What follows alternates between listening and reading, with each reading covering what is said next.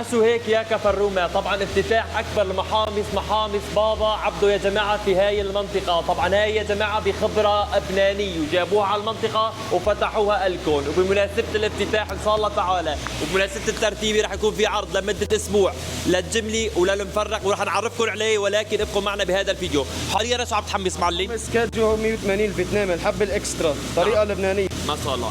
طيب انتوا شو هون بتحمصوا؟ كل أنواع البذورات والمكسرات، كل شيء على الطريقة اللبنانية. هلا حاليا هاي المرحلة؟ هاي مرحلة هلا التبريد بعد ما يتبرد على التعباية دغري ومباشر للمستهلك. وهلا عم نحمص البذر السوبر المصري على الطريقة اللبنانية غير الطريقة السورية المعتاد عليها. شوف لي هالحبة، كل حبة وأختها، بسم الله ما شاء الله. نحن عندنا فرع ببيروت حوالينا نقلنا على كفرومة. هلا بفرجيك طريقة التمليح كيف. هاي طريقة التمليح وهاي الخلطة الخاصة فينا. شربها لكل البذر عامة هلا شوي تطلع كل حبة وأختها. تتبخر شوي،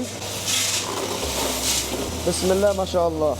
وهلا مرحلة التبريد، من التبريد للتغليف للمستهلك. وهي هي المرحلة النهائية يا جماعة. بعد ما تفرد غلفوه حطوه بالأكياس وجهزوه مباشر للمستهلك أو للجملي. طبعا هي الأصناف اللي شايفينها يا جماعة كلياتها شغل هون المحامص، شغل إنتاجهم بأصناف جدا إن شاء الله تعالى عالية الجودة وأسعارهم يعني رحمانية 100%، لأنه يا جماعة يعني كانوا في لبنان وخبرة جدا عالية. تفرجوا لي على الأصناف، البزر بأنواعه، عندك الجبس، عندك العباد، عندك القرع، عندك المصري، عندك كل شيء بدك اياه.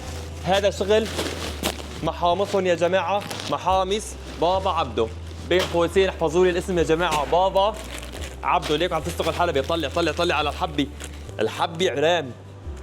في عندك هون اللوز، فرج لي على اللوز يا لوز. فرج لي هون على الفستق كلياته. ليك على الشقار، انتبه لي. ليك على الحبه. وبالاضافه محامص بابا عبده. فيكم تقولوا رح تغزي المنطقة كلياتها. رح نطلع هلا ونعرفكم على الصالة ونحطكم بالاصناف.